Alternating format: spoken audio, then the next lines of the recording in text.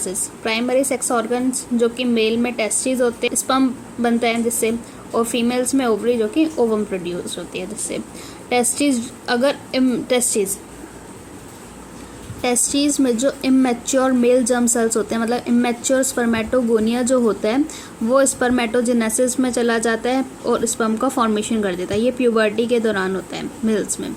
तो स्पर्मेटोगोनिया जो कि डिप्लॉयड स्ट्रक्चर है जो प्रेजेंट होता है inside wall of seminiferous tubule, multiply before mitotic division and increase in number. Spermatogonia जो कि अंदरूनी वॉल में होता है सेमनीफेरस ट्यूब्यूल के, और माइटोटिक डिवीजन होने के पहले ही मल्टीप्लाई हो जाता है और इंक्रीज हो जाता है नंबर में। कुछ स्पर्मेटोगोनिया कहलाते हैं प्राइमरी स्पर्मेटोसाइट। प्राइमरी स्पर्मेटोसाइट जो कि डिप्लॉयड है उससे मियोटिक डिवीजन होगा, मतलब रिडक्शन डिवीजन होगा, तो 2 हैप्लॉइड बनेंगे जो कि कहलाएंगे सेकेंडरी स्पर्मेटोसाइट्स। अब ये secondary spermatocyte further second meiotic division कराएंगे। सेकेंड मियोटिक डिवीजन उसमें 4 हैप्लॉइड्स बन जाएंगे स्पर्मेटिड्स। स्पर्मेटिड से स्पर्म बनेगा। स्पर्मेटिड से स्पर्म बनने का प्रोसेस क्या कहलाएगा? स्पर्मियोजेनेसिस। अब इसके बाद क्या होगा? After this sperm had become embedded in the Sertoli cells and release from seminiferous tubule, जिसको हम स्पर्मिएशन कहेंगे।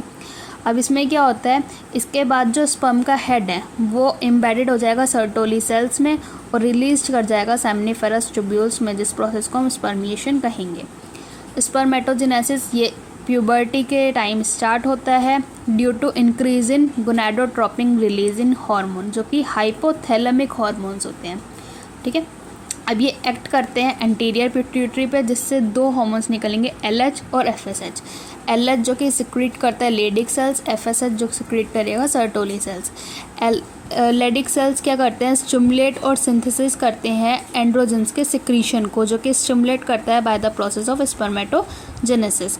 ऐसे फर्दर सर्टोली सेल्स ये स्टिमुलेट करता है सिक्रीशन ऑफ सम फैक्टर्स जो कि हेल्प करते हैं स्पर्मियोजेनेसिस के लिए। स्पर्म जो कि एक माइक्रोस्कोपिक स्ट्रक्चर है, माइक्रो मतलब छोटा था, ठीक है, जो कि एनवेलप्ड होता है प्लाज्मा मेम्ब्रेन से। ये कंसिस्ट करता है हेड, नेक, मिडिल पीस और टेल। हेड जो कि इलोंगेटेड, हेड में इलोंगेटेड न्यूक्लियस होता है जो कि हैप्लॉइड है। मिडिल पीस में इसके पास माइटोकॉन्ड्रिया होते हैं जिसकी वजह से ये एनर्जी प्रोड्यूस करता है, और स्पर्म टेल उसके स्पर्म की मोटिलिटी के लिए। अब जो इसका इंटीरियर पोर्शन है, ठीक है, उसके पास कुछ एक्रोजोम होते हैं, एक कैप-लाइक स्ट्रक्चर होता है जो कि एंजाइम्स से भरा हुआ होता है, जो हेल्प करता है ओवम के फर्टिलाइजेशन में। अब ये जो है ये स्पर्म इजैक्यूलेट होते हैं, 200 से 300 मिलियन स्पर्म्स इजैक्यूलेट होते हैं ड्यूरिंग अ कोइटस, जिसमें से 60% के नॉर्मल शेप साइज होना चाहिए और 40% के पास विग्रस मोटिलिटी होनी चाहिए। स्पर्म्स जो कि रिलीज करेंगे सेमनीफेरस ट्यूब्यूल से, वो ट्रांसपोर्ट होंगे बाय एसेसरी डक्ट्स। जो सिक्रीशन है, सिक्रीशन ऑफ एपिडिडाइमिस, वास डिफरेंशिया, सेमिनल वेसिकल और प्रोस्टेट ग्लैंड, ये इसेंशियल होते हैं फॉर मैचुरेशन और मोटिलिटी ऑफ स्पर्म के लिए। और ये जो स्पर्म है, स्पर्म के साथ जो सेमिनल प्लाज्मा जब मिक्स होगा तो उसको हम सीमेन कहेंगे। एसेसरी डक्ट और ग्लैंड जो कि मेंटेन करते हैं बाय एंड्रोजेंस के जरिए। अब जो मैच्योर फीमेल गैमेट का फॉर्मेशन है जिसको हम oogenesis कहेंगे, जो कि स्पर्मेटोजेनेसिस से अलग होते हैं, क्योंकि ये जो oogenesis है ये एम्ब्रियोनिक स्टेज, डेवलपमेंट स्टेज में ही शुरू हो जाती है। When a couple of million of gamete mother cell, जिसको हम oogonia कहेंगे, जब ये फॉर्म्ड होते हैं within each fetal ovary, no more oogenesis are formed और एडेड आफ्टर बर्थ। तो बर्थ होने के दौरान ना तो कोई ऐड होगा ना तो कोई फॉर्म होगा, कौन? oogonia। अब ये जो सेल्स है ये स्टार्ट करते हैं डिवीजन और एंटर कर जाते हैं प्रोफेज 1 में ऑफ मियोटिक डिवीजन। अब ये टेम्परेरीली अरेस्ट हो जाते हैं प्रोफेज 1 में, एंड जो और जब ये सराउंड होते हैं ग्रैन्युलोसा सेल्स की लेयर से, जिसको हम क्या कहेंगे? Primary follicle. ये large number of these follicles क्या होते हैं? डीजनरेट कर जाते हैं बर्थ से प्यूबर्टी के दौरान।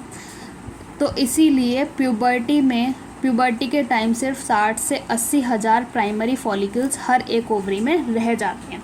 अब ये जो प्राइमरी फॉलिकल है ये सराउंड हो जाता है कुछ और लेयर से, जिसको हम ग्रैन्युलोसा सेल लेयर कहेंगे, और एक न्यू थिका से, जिसको हम सेकेंडरी फॉलिकल कहेंगे। ऐसे ही फर्दर सेकेंडरी फॉलिकल ट्रांसफॉर्म हो जाएगा टर्शरी फॉलिकल में, जो कि कैरेक्टराइज्ड होगा एक फ्लूइड फिल्ड कैविटी से जिसको हम एंट्रम कहते हैं, ठीक है। अब ये टर्शरी फॉलिकल से फर्दर डेवलप होगा ग्राफियन फॉलिकल। अब ये जो थिका लेयर होती है, तो ये थिका लेयर दो में डिफ्रेंशिएट होती है, एक आउटर और एक इनर। तो आउटर वाले को हम कहेंगे एक्सटर्ना, एक्सटर्ना मतलब बाहर निकलना, एक्स मतलब बाहर निकलना, तो इंटर्न, और इनर वाले को हम कहेंगे इंटरना। प्राइमरी oocyte जो कि टर्शरी फॉलिकल के अंदर है, वो क्या करते हैं, अपने साइज़ में ग्रो कर जाते हैं और मेयोटिक 1 डिवीज़न कंप्लीट करा देते हैं। अब ये जो अनइक्वल डिवीज़न होता है, इसमें एक अनइक्वल डिवीज़न होगा जिससे सेकेंडरी oocyte बनेगा हैप्लॉइड जो कि बहुत बड़ा होगा, और एक छोटी सी फर्स्ट पोलर बॉडी बन जाएगी। अब सेकेंडरी oocyte इसके पास कुछ न्यू मेम्ब्रेन होती है जिसको हम जोना पेल्लोसिडा कहेंगे। ग्राफियन फॉलिकल क्या हो जाएगा, रप्चर हो जाएगा और सेकेंडरी oocyte रिलीज हो जाएगा जो कि ओवम है।